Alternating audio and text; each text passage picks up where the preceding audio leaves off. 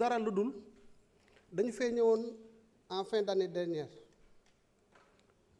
plus précisément au mois de décembre ñu waxtaanee ci loi de finances initiale pour l'année 2025 loi de finances boobu ñu tënkoon ko ci ay hypothèses mooy ne déwénkat ñi nga xam ne ñoom ñooy yëngatu ci wàllu perspective économique mondiale muy les grandes institutions de prévision ak suñu services yi ci boppam liggéey bi ñu tënk mooy ne en matière de croissance économique ou de production intérieure brute dinañu am nangam cours baril pétrole bi dina toll ci niveau sàngam le cours du dollar dina toll ci niveau sàngam ainsi de suite ñu sukkandiku ci loolu daal di tëgg benn projet de loi de finances andi ko fii ñu approuvé ko bi ñu doxee tuuti ci année bi le 12 février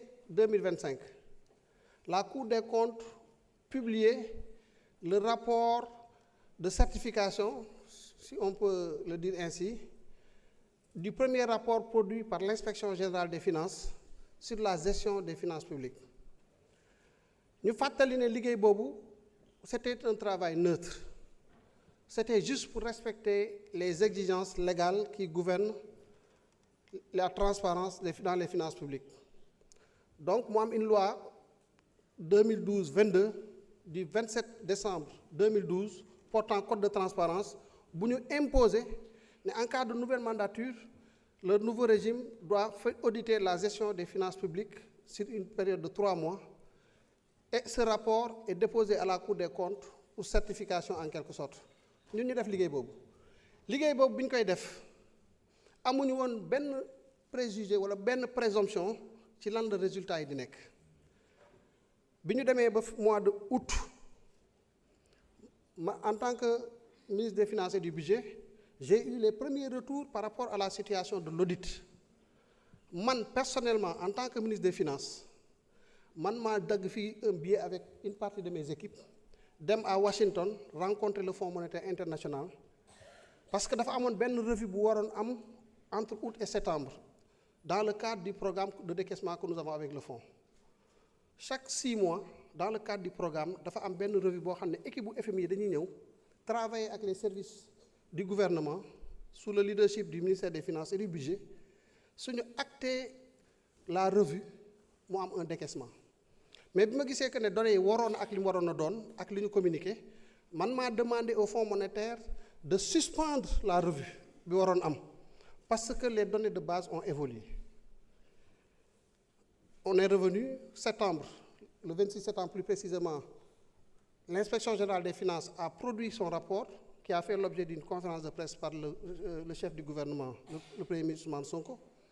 Bi ñu demee ba le 12 février la Cour des comptes certifié rapport boobu ba gis ne li ñu gisoon sax gën naa garaaw que initialement ce qu'on avait retenu.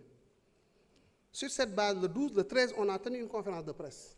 te ci conférence de presse boobu si vous vous rappelez bi ma jëlee la parole dama ne les constatations aujourd'hui sont faites. Travaillons à redresser.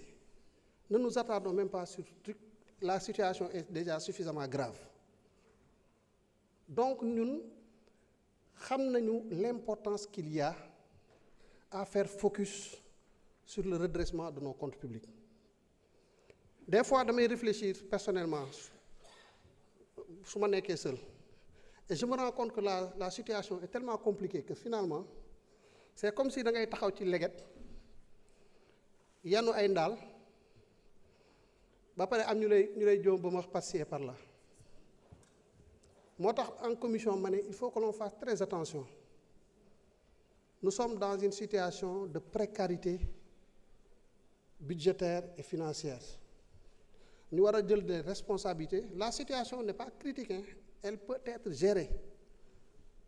Le risque mooy lan nit ki bu taxawee s'il arrive d'abord ba taxaw ci leget yanu ay ndaal boole ci leget bi mën na toj à tout moment déséquilibre boobu rek nga xam ne c'est inhérent à cet environnement là boo ci boolee di ko sànni ay xeer wala di ko bëmax te ndaali moom moomu ko ndaali yéen a ko moom nga xam ne dañ ko war a dimbale ci mu préserver ay ndaalam ndax ndaa loolu ci ngeen war a naan après je me dis finalement attention donc man da ngeen ma fekk ci ne leen attention fi ñu jëm dafa xaw a sensible sur les questions au moins budgétaires et financières nañu takk ndigg yi te liggéey léegi nag man fii laa nekkoon j'étais le directeur de la programmation budgétaire avant d'être directeur de la programmation budgétaire j'étais conseiller technique du directeur général du budget pendant 3 ans et demi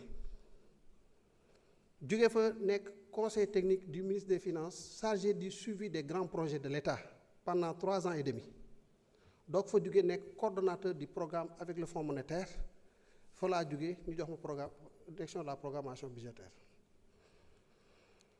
Qu'est-ce que cela signifie? Que je suis le responsable des errements antérieurs? C'est l'histoire de l'architecte qui, sur la base du plan que lui a donné son client, ne ko defaral ma kër boo xam ne suuf si lii mooy conditions yi sama budget fii la toll lii laa bëgg suuf gi mu mel rez-de-chaussée premier étage nii laa bëgg mu mel piliers yi nii laa bëgg mu mel ainsi de suite façade bi nii laa bëgg mu mel mu defar ko ba pare ba déposer ko ñu uti client bi dem uti entrepreneur moo xam lu mu wax ak entrepreneur bi ne ko tabaxal ma lii bon référence au plan baa ngi nii waaye man nag sama am dëgg-dëgg bokkul woon ak li ma wax architecte bi lii laa am entrepreneur bi tabaxal ko lu wuute ak plan bi architecte bi moo am problème wala entrepreneur bi wala client bi dañ xool diggante boobu fan la nekkee waaye en aucun cas l'architecte ne peut être tenu pour responsable de quoi que ce soit. Un architecte, il fait un travail sur la base de données très claires. La réalisation n'a absolument rien à voir avec ce truc. On ne s'attarde pas sur ça. Nous, en tout cas, nous sommes des fonctionnaires. Et les Sénégalais doivent du respect quand même à sa fonction publique. Et dans sa fonction publique, particulièrement aux agents du ministère des Finances et du Budget. Ñu bari félicité nañ ma fii dégg naa fi sax ne vous êtes l'homme qu'il faut à la place qu'il faut dans ce contexte-là. Je pense que l'homme qu'il faut à la place qu'il faut dans un ensemble comme celui-là daanaka amul li am dëgg mooy ay nit yu ànd conscient des responsabilités conscient de la situation ñu takk seen digg di jàppalante ba pare defante confiance bëgg mbir yi am ay solution l'honorable député Aïssata Tall Sall laaj na léegi question bu am solo mu ne sa déficit budgétaire bi ma yokk sax sa besoin de financement bi de manière générale noo koy financer mais c'est une question pertinente c'est une question très pertinente waaye balaa ñu faa agsi déficit budgétaire bi aspect yi commenté yi mu ci def loolu duggul ci déficit budgétaire bi la ñuy def ci recettes yi def ko ci rationalisation yi loolu moom mooy sécréter le déficit budgétaire donc la ñuy def foofu déficit budgétaire bi mucc na ci maintenant c'est une fois qu'on a défini le déficit budgétaire xool toutes les autres opérations de trésorerie ba arrêté ne lii mooy suñu besoin de financement que les services travaillent sur un plan de financement ñu identifier tout ce que nous devons aller rechercher ak fan lañ koy rechercher ma profitoo nag ci répondre ci question boo xam ne mi ngi commencé bëri mi ngi commencé yàgg te wax dëgg yàlla ñu koy wax ce n'est pas de la politique politicienne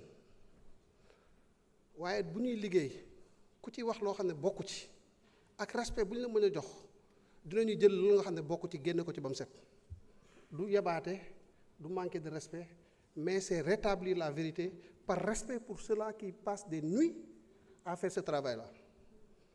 Ñi ngi wax retard yi c'est vrai peut-être que les gens peuvent dire que loi de finances rectificative dafa ñëw en retard mais pendant plus d'une semaine des gens ont passé la nuit au bureau bàyyi seen kër yi pour mën ko am parce que les données ont changé ñëpp xam nañ ne Trump dafa ñëw am une orientation politique bu bees modifier l'architecture commerciale internationale à travers une politique de droit de douane mu am ay implications sur le niveau de production mondiale.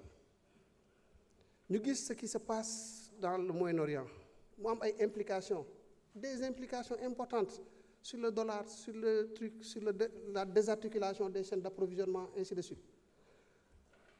Bu ñu taxawee foofu ñu defaat suñu programmation gis ne suñu investissement yi suñu production intérieure brute bi dafay wàññeeku de 907 milliards de francs CFA.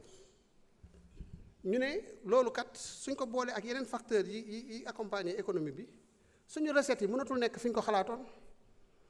Man du ma nekk ministre des finances boo xam ne day dem ba 31 décembre mu xam ne atteindre ay recettes am mu ne nañ jël recette janvier ak février dugal ko ci année bi du ma ko def. Ce n'est pas de la transparence, ce n'est pas de la responsabilité. moo tax ma ñëw fii ne 260 milliards yi ñu doon xaar ci recettes yi duñ ko jot. C'est de la responsabilité, on l'assume. Mais yamuñu foofu.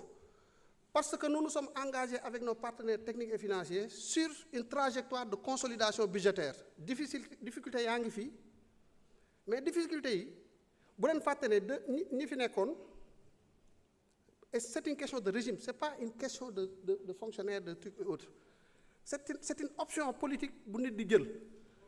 On ne se préoccupe pas maintenant de trucs ki ko jëloon ci yan anam la ko jëlee woon lan moo nekkoon ay objectifs am. On constate juste que nous étions à 11,6% de déficit budgétaire. Foofu la problème bi nekkee.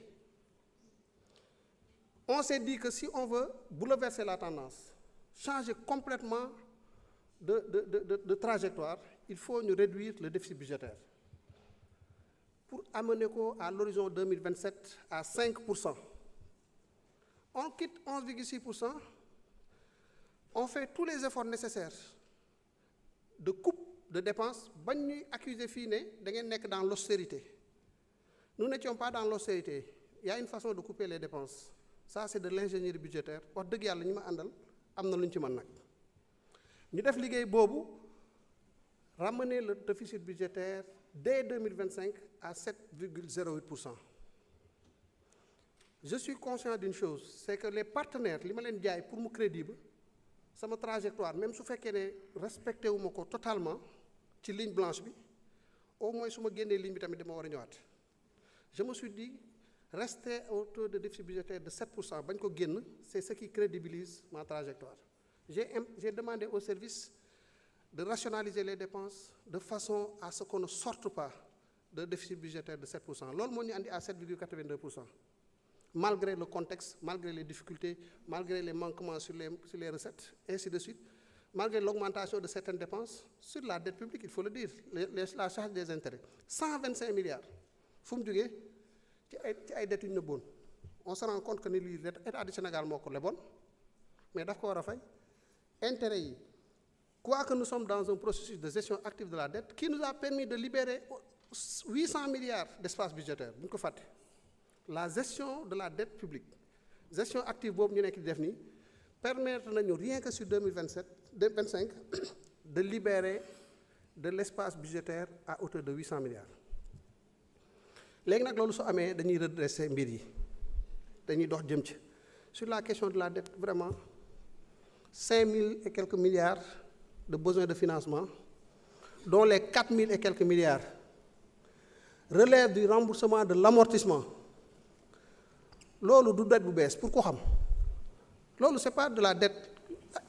Abdoulaye Ndiaye honorable député doon na fi wax les histoires de flux et de stock. Da nga am dettu 100 ren war nga ci fay 10. Tu vas sur le marché nga lever lui correspondre à ce 10 là da nga koy stocké waat ko da nga koy déstocké ko c'est-à-dire que tu enlèves et tu remets en attendant que la consolidation budgétaire, le retour au déficit de 3% nous ramène à des niveaux plus acceptables. En attendant que ce que nous faisons sur le refinancement, sur le recyclage d'actifs, sur les opérations de garantie, avec les partenaires techniques et financiers avec qui nous discutons, qui ont déjà monté de l'appétit. Afreximbank, je peux le dire, nous sommes sur une opération de garantie avec Afreximbank pour le financement. Nous sommes sur une opération avec Africa 50 sur un recyclage d'actifs, la BOAD qui a une offre comme ça, la Banque mondiale sur d'autres opérations, sur au moins 2 instruments. Pour nous, c'est ce que liggéey bi te loolu la ñu war a def te ñu ngi ci di ko def. Léegi nag le besoin il est important. Une bonne partie peut nous provenir de nos partenaires techniques et financiers, le Fonds monétaire international notamment. Nous travaillons à réunir toutes les conditions pour renouer avec le fonds. S'il est possible de capter les ressources du fonds, nous captons quoi. Sinon, qu'on puisse combler le gap de financement. Mais le plus important, c'est de normaliser nos relations avec le Fonds monétaire. Xam nga lu tax parce que ñun nekkuñu Sénégal kese dañ nekk ci réew mi am notre opinion notre population am nu ñu warloo ak moom mais nous avons nos partenaires techniques et financiers qui nous ont donné leur argent ñu am ay engagement ak ñoom. Nous avons des marchés financiers yoo xam ne ñoom it dañu yor seen xaalis ñu koy soxla di fa dem di discuter ñu koy lebal mais nous sommes aussi avec des agences de notation yoo xam ne ci ni ñuy doxalee la ñuy noter suñu réew di apprécier nag le niveau de notre prime risque te la prime risque là moom mooy déterminer ci yan conditions la ñuy lebee sur les marchés financiers internationaux. Voilà l'environnement global bi nga xam ne ñun ci la ñuy liggéey et nous devons avoir un équilibre par rapport à cet environnement-là. Le Fonds monétaire nous aide à stabiliser les 3 derniers acteurs. Si on arrive à normaliser avec le fonds, mais le fonds ne nous enseigne rien, le fonds ne nous apprend rien. Il y a des principes en matière de gouvernance financière et budgétaire. Le fonds veille à ce que ces principes-là ne soient pas bafoués par les États. C'est uniquement ça. Moo tax ma waxoon ne on a une matrice des mesures de réforme que nous avons challengé avec le Fonds monétaire qui, depuis que nous nous sommes engagés à faire ce travail sérieux de redressement, s'est engagé à nous accompagner.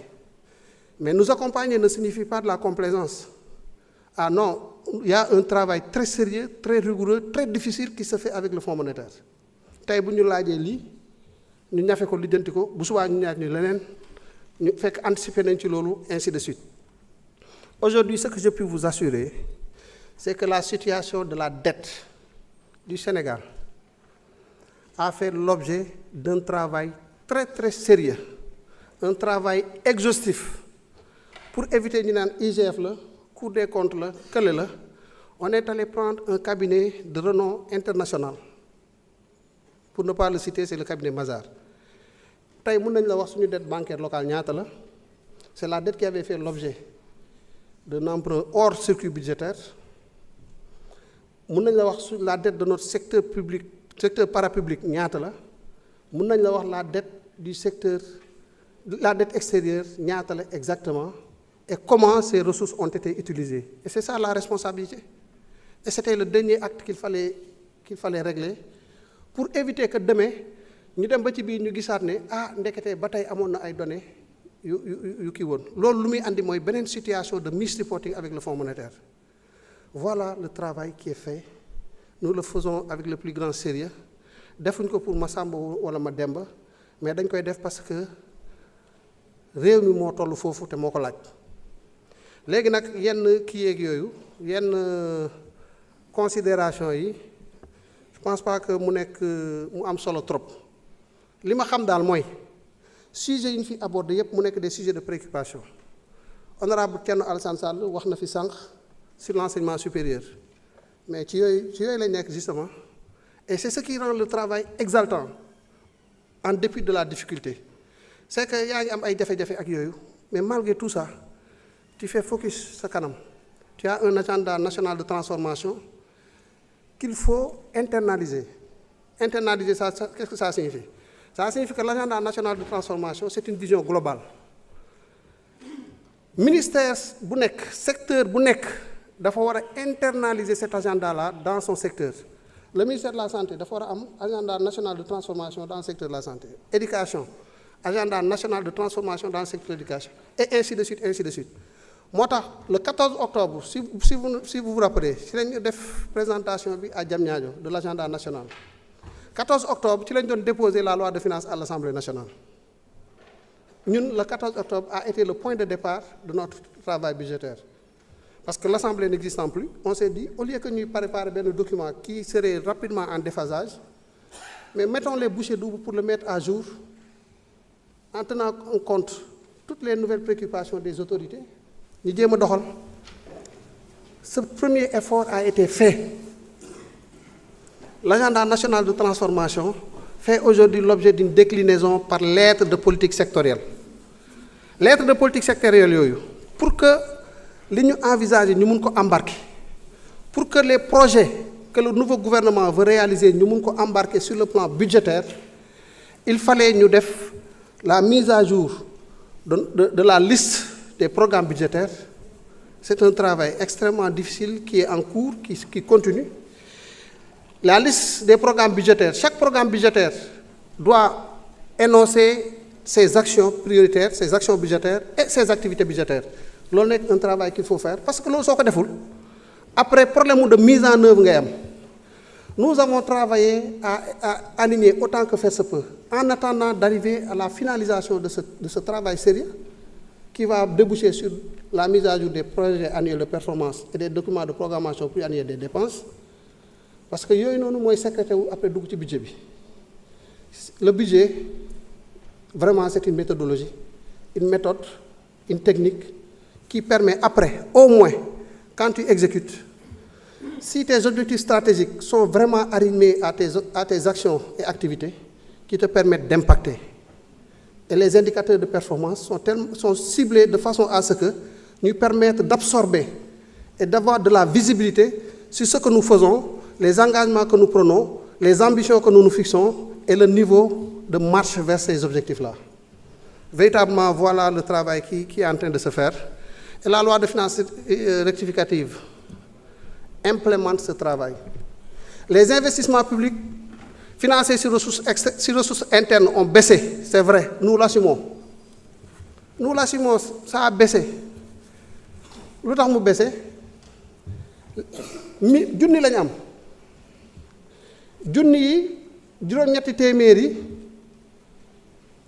téeméer yi financé nañ ko ci ay investissement projet yoo xam ne démarré na ak ay partenaires étrangers 200 wala ñaar téeméer moo la dese pour sa junni nga xam ne ñaar téeméer yooyu ci ressources internes yi nga ko mën a lijjante parce que ressources externes yi def nga say convention de financement am ay engagement vis-à-vis des partenaires ba ñu commencé liggéey boobu.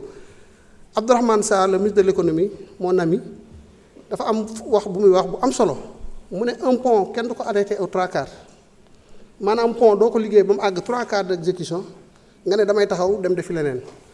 En attendant d'identifier les projets qu'on peut décélérer toujours ci exemple route bu waroon dem Saint-Louis dem ba Louga mën nañu apprécier ne mën nañu taxaw Louga su fekkee ne les nouvelles autorités ont des orientations yu ko justifier. Et c'est ce travail-là que nous faisons au quotidien. Et à chaque fois qu'on aura des résultats, nous n'hésiterons pas à les internaliser dans le dispositif et à revenir ici pour que ngeen apprécier, ngeen approuver ko. Parce que li ëpp solo mooy au moins ñun ñi ngi ñëw fii di andi li ñuy def ñu koy approuver. Mais li fi nekkoon mooy da ngay bëgg def leneen nga dem waxtaan ak ay kii yu la financé nga def ko kenn du xam kenn du yëg. Donc apprécions ce que nous faisons, les efforts que nous faisons. J'aime bien la dimension critique ici à l'Assemblée. Honorable Tapsir Thioye, c'est un plaisir de l'écouter. Mu critiquer, apporter ay kiyam ma xool lan moo ci mën a jëriñ li ñuy def ñu internaliser ko. Il y a des députés comme ça, mais ñun loolu lañ def on écoute tout le monde. Et à chaque fois que c'est positif, à chaque fois que ça nous permet de nous remettre en cause, nous le faisons.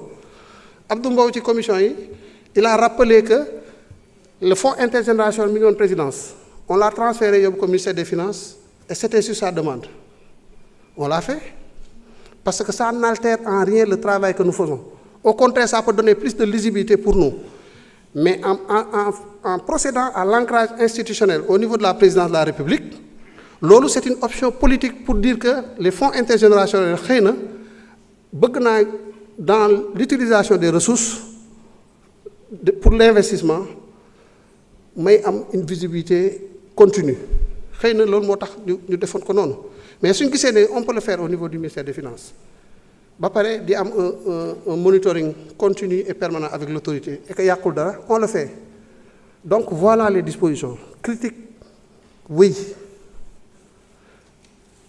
mais il faut qu'on évite aussi di wax loo xam ne day yàq wala wax loo xam ne amul benn maîtrise ci li mbir yi di demee. Notre dette publique bi ñuy wax nii le déficit budgétaire bi ñuy wax nii je puis vous assurer que 10% yi ça ne relève pas de notre régime ça ne relève pas de ce nouveau gouvernement là. Oto buy daw à 200 km à l'heure ñu ne autoroute bi muy jaar 100 km à l'heure mooy maximum bi chauffeur bi décéléré jóge 200 km à l'heure di ñëw 90 km heure nga naan ko yow yaa ngi à 90 km à l'heure c'est trop fekk yaa ko yóbboon 200 muy ñëw ak 180 jëm si 100 apprécier woo l'effort de retour à la réalité bi muy def nga naan ko non yow yaa ngi à 150 yaa ngi à 160 yaa ngi à 180 alors que yow yaa ngi ko yóbboon ay 200 di dem mbir yi loolu lay nuróol en fait te day toll foo xam ne dafay doy ñu dem vers l'essentiel parce que à chaque fois que les gens posent certains débats périodiques man dama leen di yërëm pour la simple raison que bu dee des politiques y a pas de souci c'est dans l'ordre normal des choses. Mais si c'est un économiste qui se dit économiste, mais j'ai pitié pour lui. Parce qu'il le fait peut-être pour truc, mais dans la communauté scientifique, des collègues et autres, il y a des gens qui ont caaxaan la nekk te caaxaan baaxul caaxaan baaxul te réew mi dépassé na fu ñu nekkee di caaxaan.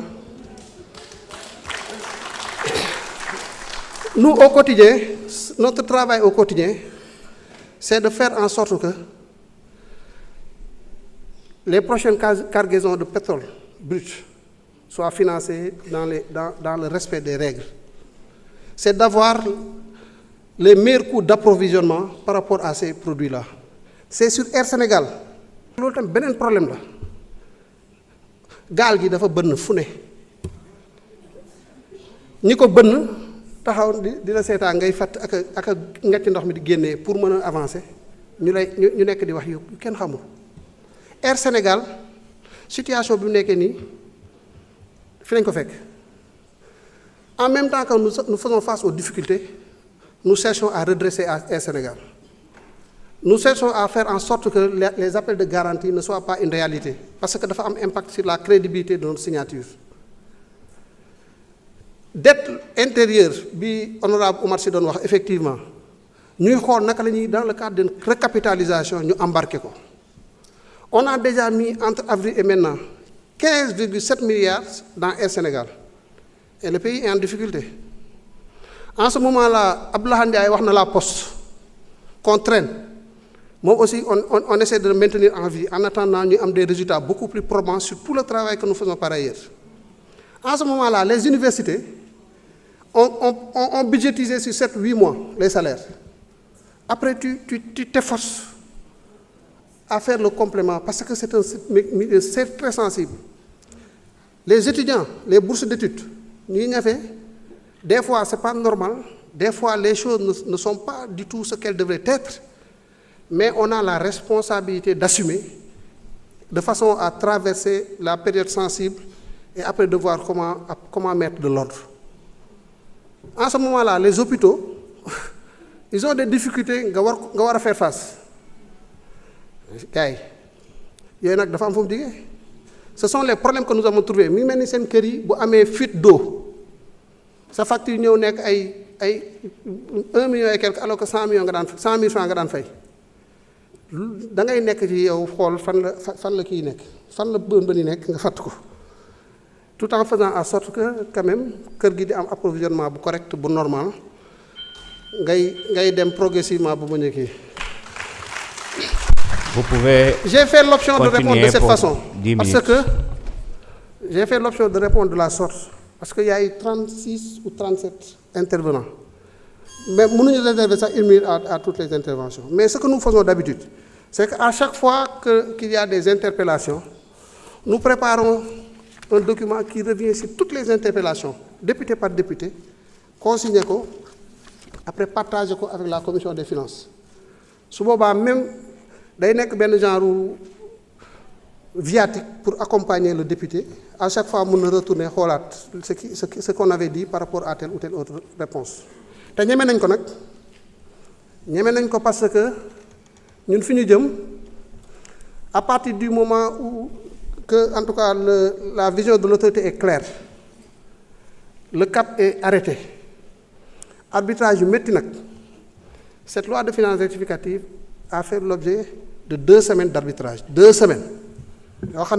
Presque une fois par 2 jours, nous allons à la primature. Et ce n'est pas uniquement le ministre des Finances et le Premier ministre. C'est le ministre des Finances, le ministre de l'Économie, le ministre d'État. En fait, tous ceux qui peuvent apporter quelque chose. Pour l'an, parce que personne n'a le monopole de la vérité. Des fois, on a des débats épiques entre nous. Comme nous avons fait, des fois, il y a des métiers. Moi, ci bureau Premier ministre mu ëffal rek seetaan mais après la vérité finit par jaillir et à chaque fois que man lu ma d'accordul parce que am naa ci samay raison mais bu ñu décidé ne lii la quoi que d'accorduma mais damay reconnaître que ñeneen ñi ma ko seqal am nañ xam-xam ba noppi autorité bi dafa am vision am te loolu nag dañ ko koy bàyyee loolu moo tax on arrive toujours à se retrouver autour de l'essentiel. Te liggéey bi ñuy def am nañ ci yaakaar te à chaque fois en tout cas qu'on se rendra compte que fi ñu jëm nii am na ay difficultés particulières pour telle ou telle autre raison. Nous sommes les premiers à poser ces difficultés sur la table, à voir comment les surmonter, à trouver des solutions opérationnelles et à les proposer aux autorités. Donc soo amee façon de pilotage boobu da ngay am yaakaar ci ne bu ñu jàppalantee dinañ mën a arriver à l'essentiel. Je suis d'accord au moins avec l'honorable député Jimbo Souare, avec l'honorable député Aïssata Tall Sall, sur un point, sur les questions budgétaires sensibles, d'endettement et autres. Ne sillons pas la branche sur laquelle nous sommes assis. C'est un travail de responsabilité que de se rendre compte de l'ampleur des difficultés, mais c'est une responsabilité que de se dire qu'au moins sur ça, faisons le maximum pour avoir les moyens, doter des moyens qui nous permettront de traverser. C'est un voyage à pirogue.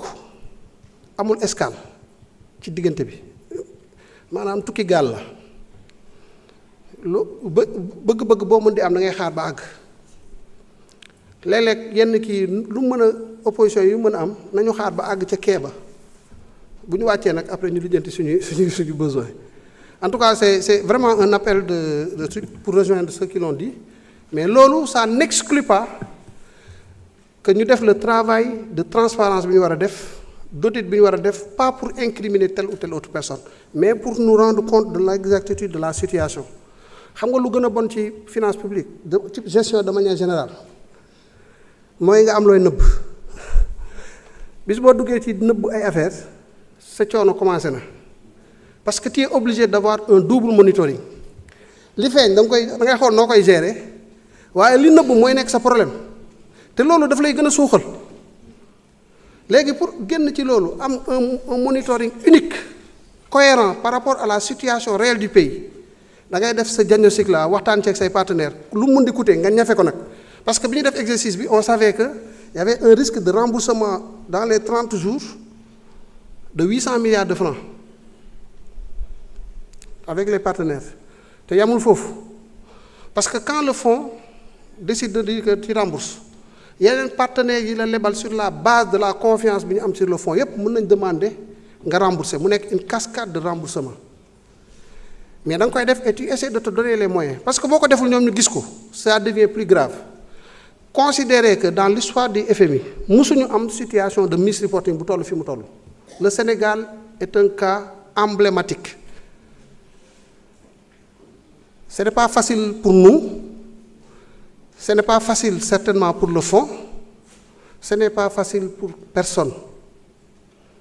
Mais avec la façon, avec la matrice des mesures de réforme, wan nañu ne mën na nekk suñu partenaires yi gëm nañu ne mën na nekk léeg-léeg ñu am ay opposition aussi si ay points seen dette bi toll na niveau boo xam ne mënatoo leen ko gérer restructuration nga ñëw nga ne leen kaay leen ñun toll ñu situation bu ñu war a restructurer pour telle raison hypothèse yaa ngi nii nga wane le profil de dette bi nga am wane si yow ce que tu comptes faire ak ban impact la mun a am sur ça c'est des techniciens sur ces questions da ngeen di jubóo demoon nañ benn moment ñu ne ñu audit spécial ñoom bi ñu wan leen ne ñun audit spécial audit li ñu ci def kenn xamul tool audit même Cour des comptes teg nañ ci beneen travail boo xam ne c'est plus exhaustif que l'audit parce que audit ay échantillons ci lay fondé wu ñun le travail que nous avons fait c'est un travail qui se veut exhaustif yamatul ci ne dañuy jël échantillon nii partenaire par partenaire bailleur par bailleur lijjanti nañ ko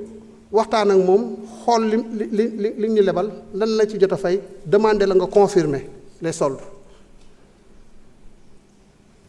finalement d'un audit spécial fu ñu mujjee une assistance technique au pôle judiciaire financier qui dans la poursuite maintenant de ce travail au niveau de la phase judiciaire aura besoin certainement d'un accompagnement spécialisé pour poursuivre certaines choses essayer d'élucider certaines autres questions loolu moom mooy li nga xam ne bëggoon naa ko partager pour le reste nag sur les arriérés l'apurement des arriérés vraiment le premier acte de la relance économique que tout le monde appelle ici de tous les vœux c'est le paiement des arriérés à hauteur de 500 milliards,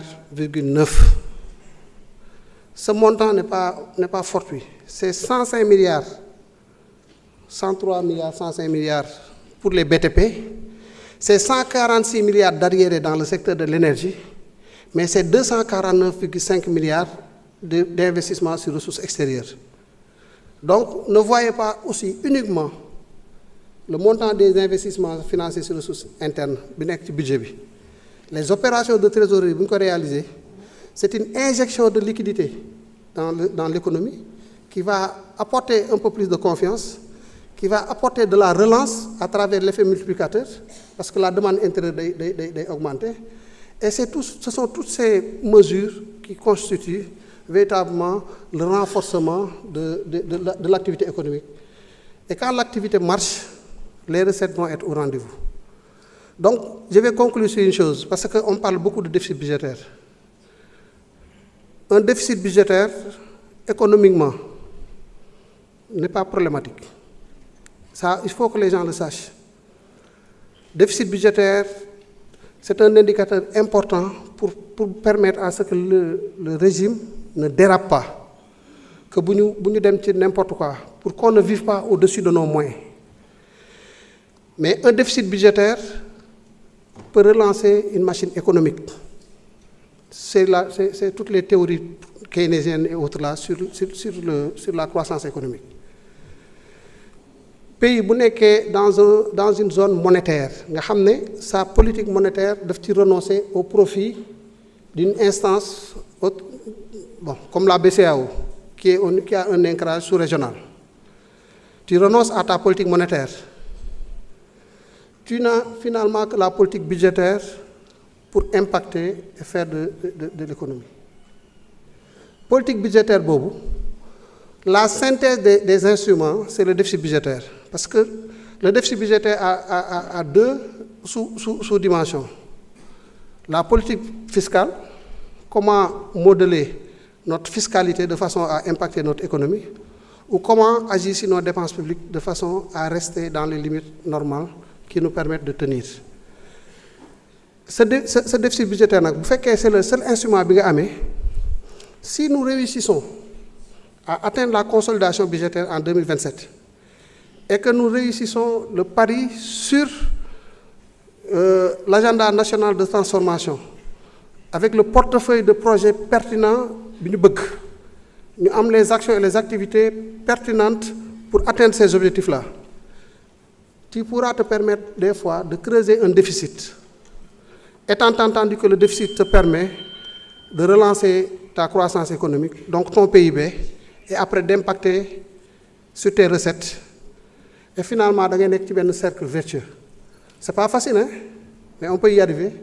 Et nous nous donnons les moyens d'y arriver. En tout cas, c'est l'engagement de tous ceux que vous voyez de ce côté-là et de l'autre côté. c'est l'engagement des 5000 Sénégalais yi xëy au ministère des Finances et du Budget. Donc, respectons ce travail-là. Il y a des divergences parfois politiques, il y a des divergences parfois sur certaines considérations. Mais rappelons-nous que dans un pays, il y a quelqu'un qui est élu, qui a une vision, bu koy dérouler nii la ko bëgg a doxalee ni mu tànn pour ñu jàppale ko ci dañuy tënk mbir yi ba mu jaar ci yoon boobu. En tout cas, je vous remercie de votre attention. Merci. Je vous remercie, Monsieur le ministre des Finances et du Budget. Mes chers collègues, la discussion générale est close. Nous passons au vote des articles du texte de la loi. Monsieur le rapporteur, vous avez la parole pour la lecture des